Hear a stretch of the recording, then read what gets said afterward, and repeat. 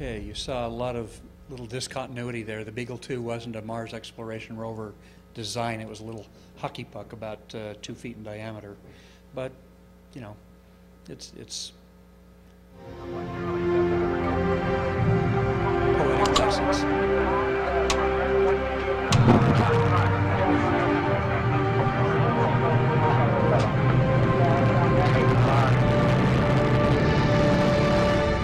In our lifetime, we have ignition for the first human expedition to the planet Mars.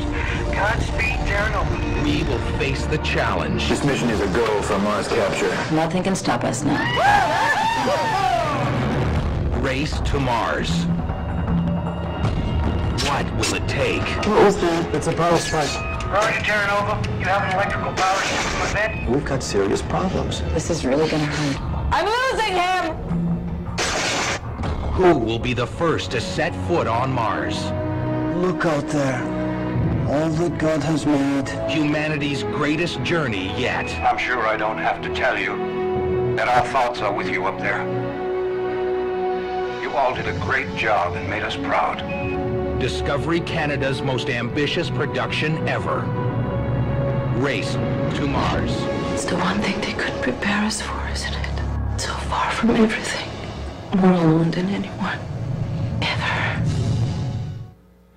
That was coupled with a 6-part documentary miniseries called Mars Rising. I highly recommend you take a look at both of those. Another Sci-Fi Channel extravaganza, directed by C. Thomas Howell this time.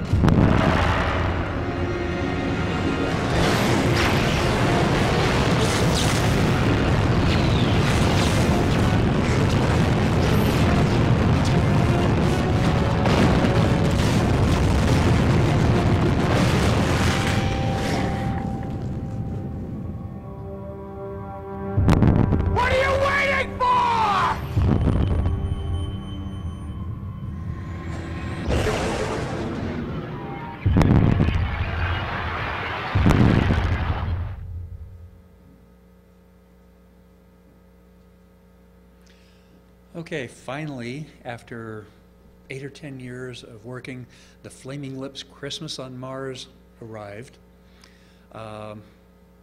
Save your money. Watchmen was a film that a good chunk of it took place on Mars.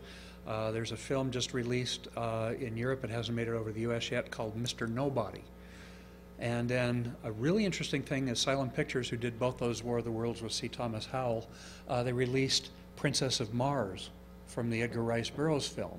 And this was a cool one because I actually called them up before it was released and said, I'd like, you know, permission to show the film at my Mars movie night. And they knew me from the first War of the Worlds and whatnot.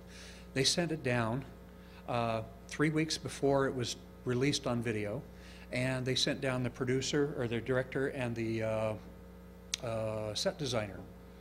And we had a big premiere with about 45 people of Princess of Mars. I was the US world premiere, actually the world premiere of that film. So we'll take a look at a couple of them here. Christmas In on outer Mars. space on the surface of Mars, a futuristic baby is being born. But the oxygen generator blows up. Keep that idiot away from the wire! And the gravity control pod is needing adjustment. Things look grim, but You never know. It is Christmas Eve. an alien super being shows up. And he's green. But Major Curtis is freaked out. And so is a guy in a sand suit. They are seeing bad things.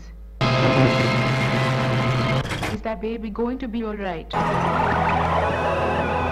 It is sad. But the alien fixes the oxygen generator.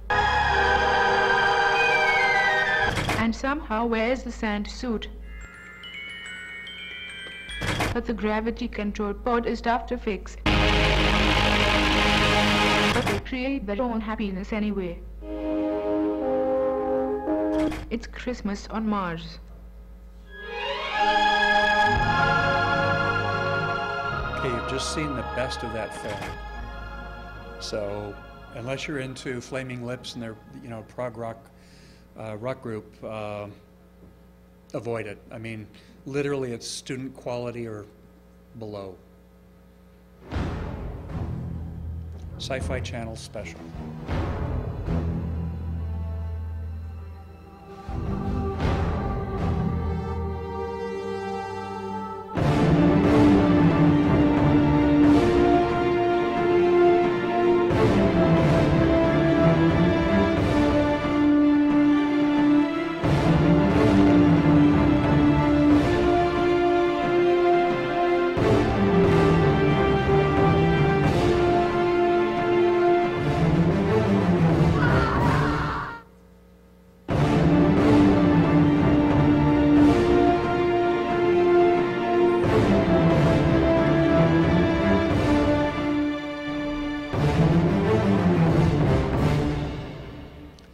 Yes, Tracy Lords was Dejah Thoris.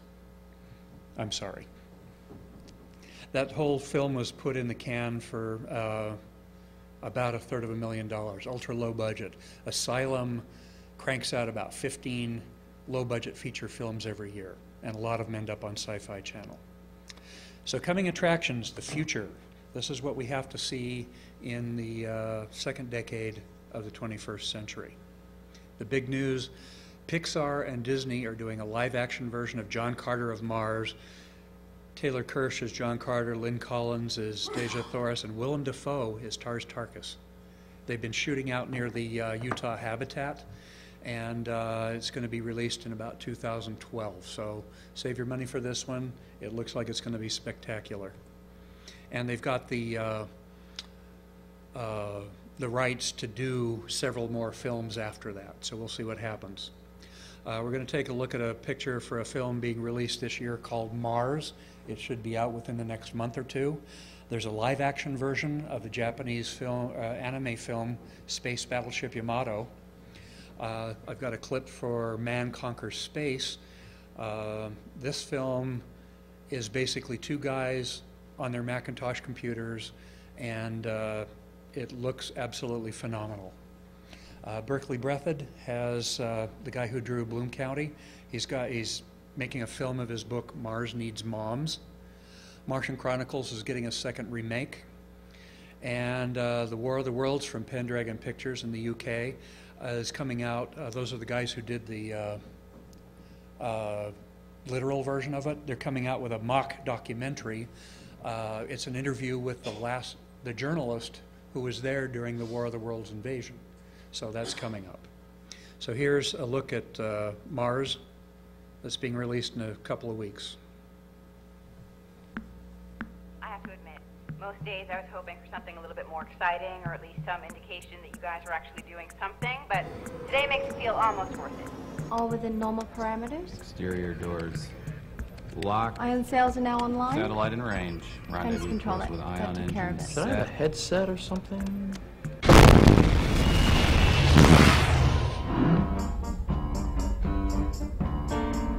Did you really think it was going to be like this? You mean lonely, desolate, and long? Yeah.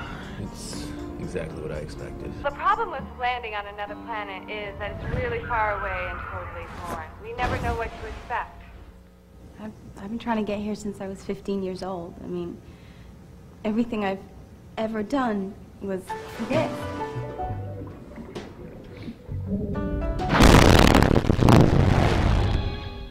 I wasn't a very good pilot. I wasn't a very good engineer.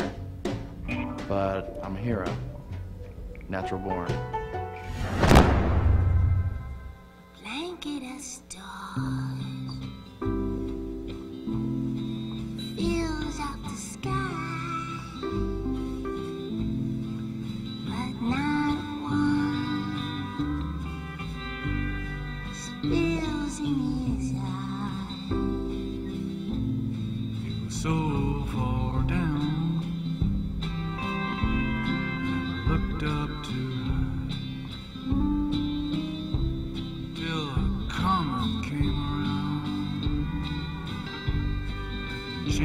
I've never seen anything like that.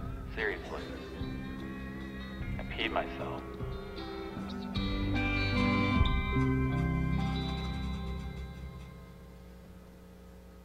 That's all I really know about that film, so we'll have to see what it looks like when it comes out.